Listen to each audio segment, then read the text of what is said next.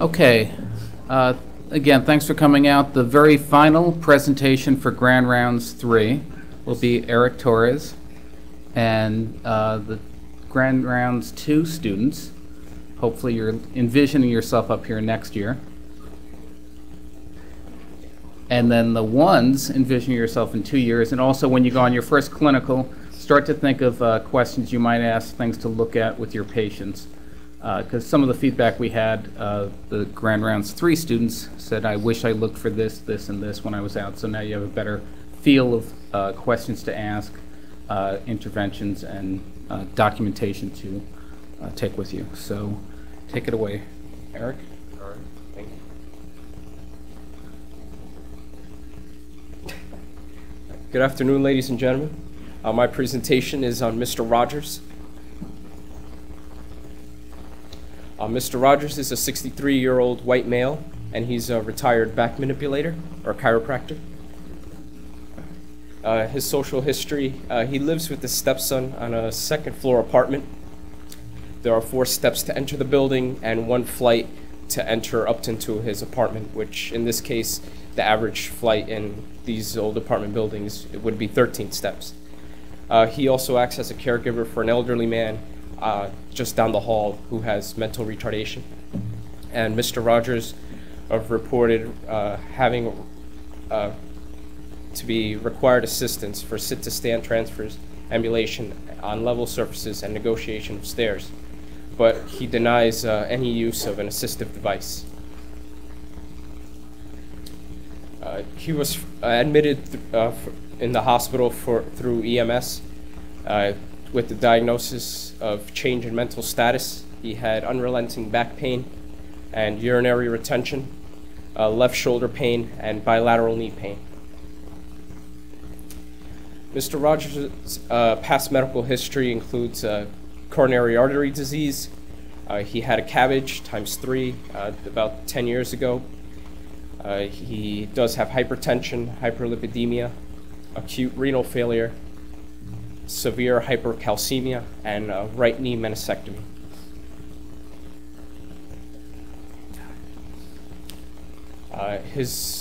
Mr. Rogers also reports that he was just an occasional smoker for 53 years.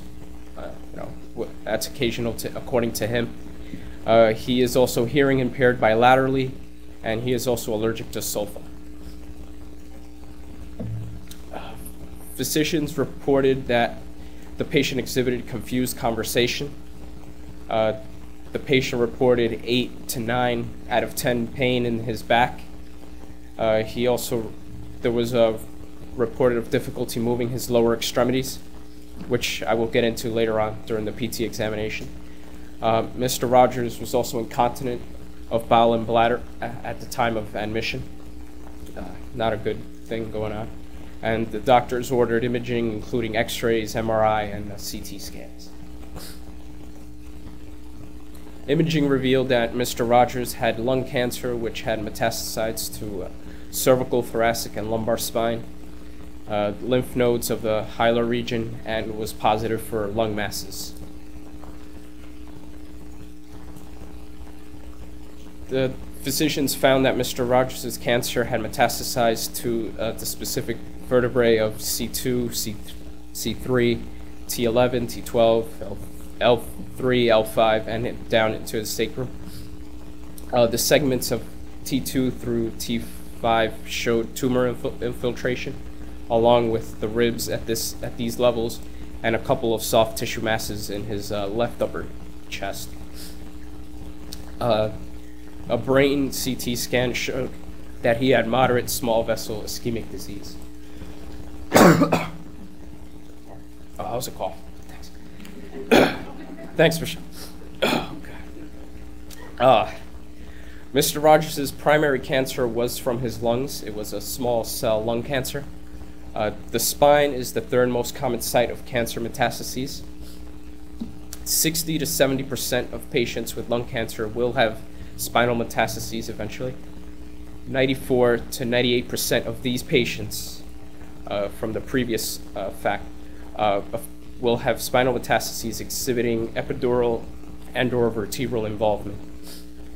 And the pain is typically found in the thoracic spine, usually mid-level T4 through T7. Some secondary diagnoses. Mr. Rogers was found to also have compression fractures at T12, L2, and L3. Images also found that he had a compression of the spinal cord causing neurogenic bladder and bowel incontinence. So this is what was causing his bowel and bladder retention. Some other complications exhibited.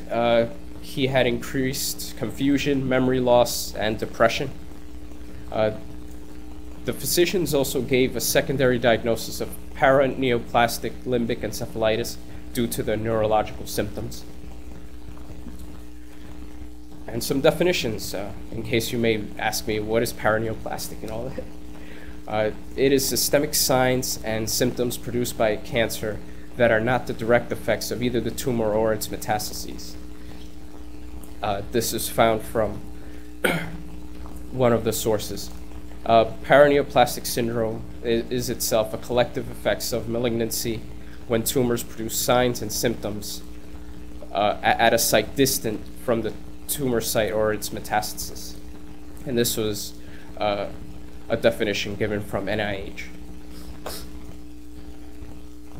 In paraneoplastic limbic encephalitis, it's often characterized by personality changes, irritability, depression, seizures in some cases, memory loss, and dementia. The symptoms often precede the diagnosis of cancer.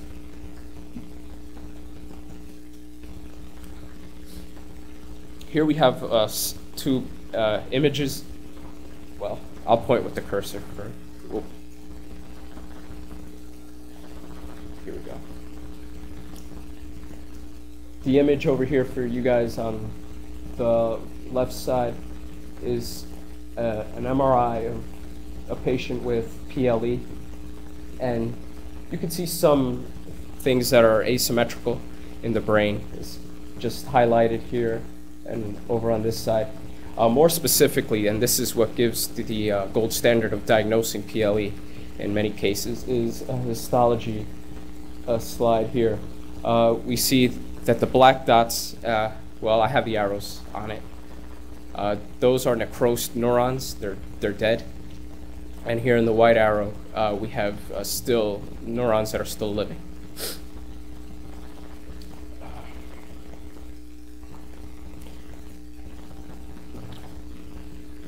For a case report, again, this is very limited research that was found on paraneoplastic limbic encephalitis.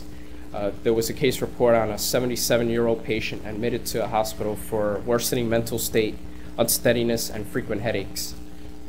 The patient became progressively confused and ataxic, and unfortunately the patient died after his condition worsened progressively after 4 months in the hospital. Notice that there was no cancer diagnosis given at this point. However, the physicians performed a battery of imaging and biochemical tests after the patient expired, and all these tests were unremarkable except for bone marrow aspirate showed increased number of T cells, and the autopsy showed a large carcinoma arising from his right main bronchus around the bronchial wall and invading the adjacent lung. And histology showed the changes in the brain tissue consistent with limbic encephalitis. And in the same article, Munchie et al. Defined paraneoplastic syndromes as the remote neurological effects of cancer caused by immune or other mechanisms that are not due to direct tumor invasion, opportunistic infections, complications of drugs or radiotherapy, or malnutrition. And these researchers described two main aspects of the treatment. It was either treating the malignancy and immunosuppressive medications, just because the leading theory on PLE is that it is itself caused by a cell-mediated immunological response. However, the treatment of PLE and the underlying malignancy are only rarely associated with improvement. Here we have some of the medications that Mr. Rogers was on. He was on Dilaudid, which was an opioid analgesic. We have some of the red flags and adverse effects of dizziness and visual disturbances. He was also on Lipitor, which led to some weakness, muscle aches as well. Zofran, which was an antiemetic, which also leads to headache, lightheadedness. Mr. Rogers was also on Lovenox, which is a DVT prophylactic. Again, it could cause local irritation and pain in certain areas. And he was also on Protonix, which is a proton pump inhibitor. This also leads to more dizziness, muscle pain as well. The chemotherapy that the physician started Mr. Rogers on included a cisplastin, which affects a lot of areas in the body, nephrotoxicity on top of his already damaged kidneys, thrombocytopenia. The main things here would have been the leukopenia and the nausea, and the hypotension as well, which would have a direct effect on PT care. And EPO side, which is another chemotherapeutic drug. And these again lead to acute leukemia, nausea, fatigue as well. Mr. Rogers is also taking other medications, just generic ones, milk of magnesia for his bowel incontinence, and ibuprofen, just general NSAID, to treat his pain while he had that back pain for some time before before the admittance into the hospital. On the physical therapy examination, Mr. Rogers was able to transfer supine to sit with moderate assist of 1. He unfortunately was unable to sit unsupported or stand. He was alert and oriented to person, place, and time, just the year, not the actual month or day, and he knew the situation. He answered questions inappropriately at times and required verbal cues for redirection constantly. Furthermore, for more orthopedic evaluations, his active range of motion with the hip on the left hip was within normal limits. The range on his right hip was painful, and he only showed range of 0 to 75 degrees of movement. The knee on the left side, he was short 10 degrees on extension and able to flex to 100 degrees. And on the right, he was short 12 degrees and able to flex to 105 degrees. The ankle, he had a slight limitation on dorsiflexion of -5 degrees, short. Plantar flexion was so-so with 23 degrees on the right side as well, and again with the limitation of 8 degrees. These again arise several safety issues, especially when attempting to ambulate Mr. Rogers or trying to form different exercises for him.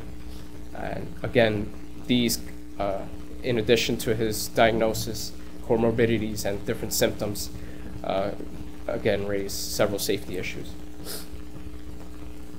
A manual muscle test, we did resist his hip, knee, and ankle for the lower extremity, since these seem to be the most affected. His hip exhibited 3 out of 5 on the left. On the right, it was 3-, just possibly due to pain. On the knee, bilaterally, he was 3 out of 5. Ankle, bilaterally, plantar flexion was 3 out of 5, and dorsiflexion was 3- out of 5.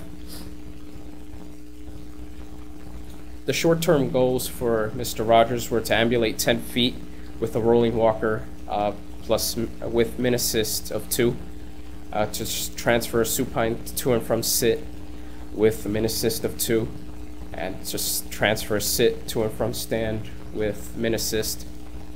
To sit independently with loss of balance for 10 minutes.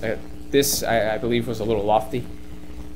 Also to demonstrate good safety awareness and transfers and mobility, and this again was difficult. And long-term goals for a patient with Mr. Rogers is to prevent further declines in function, especially due to the cancer, and patient comfort.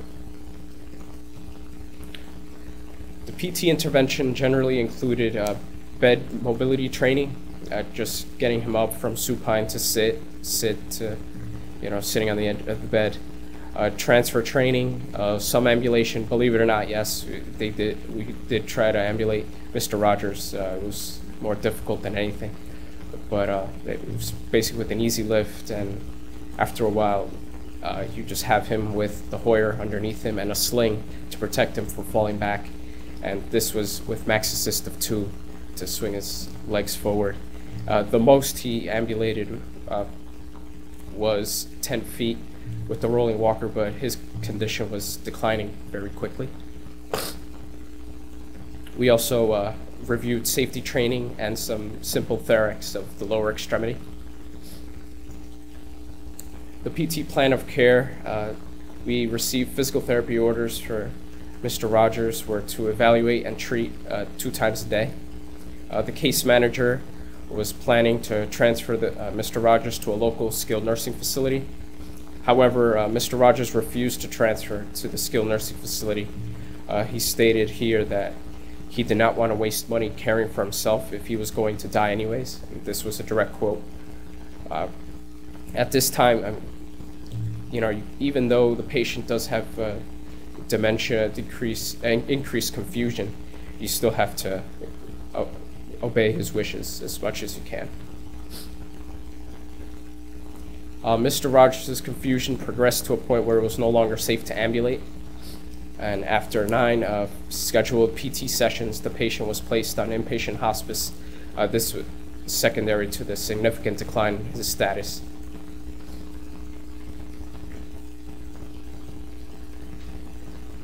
For an expert opinion, I talked with Dr. Wagner. She basically described that in the normal continuum, even in inpatient hospice care, PT would continue throughout the care. Again, the emphasis changes from curative care to more palliative care. However, in this case with Mr. Rogers, PT was discontinued. Mr. Rogers did begin to receive more comfort measures, pain management directly from nursing, and unfortunately he did expire after 2 days in the inpatient hospice unit. And a take-home message with Mr. Rogers' case would be that physical therapy is involved, even though a patient does have significant decline. You try to at least provide the benefits of ambulation, standing, different functional activities, as long as it is safe for both the therapist and the patient as well. And some citations. Any questions? Oh, come on. Don't all get up at once now.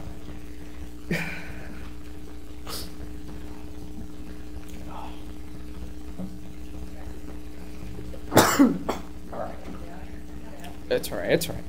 I'm expecting. Maybe I missed it. I'm not sure. Did you mention if the stepson was involved at all with your care? Did he come in? Was the stepson involved at all? Not really. It seemed that he was alone otherwise.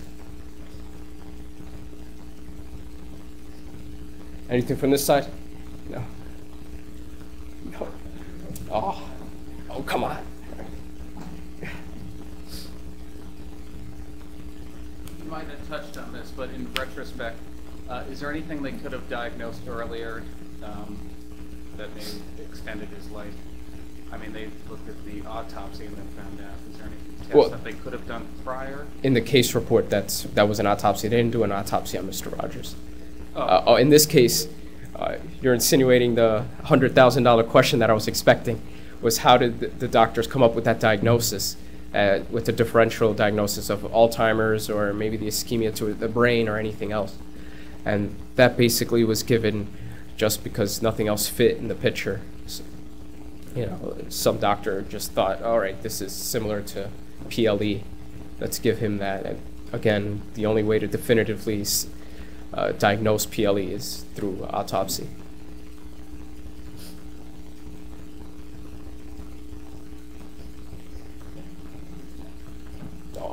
I was going to ask myself that question. That's true. Here you only have active range of motion. Did No, not as passive, just because he was too much pain. We didn't want to bring him past what he could do.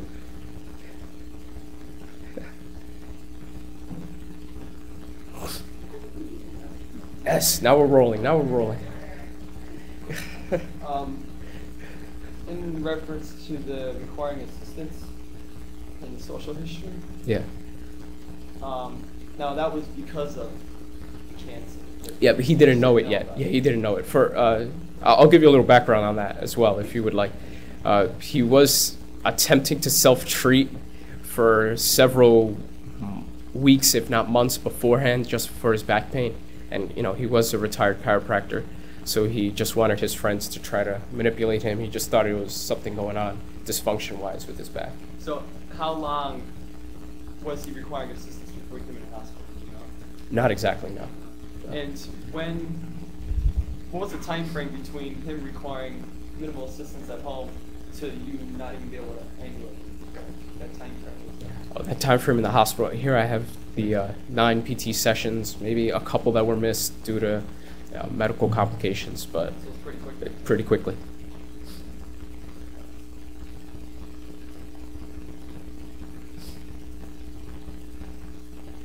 Any other questions? All right. Well, thank you.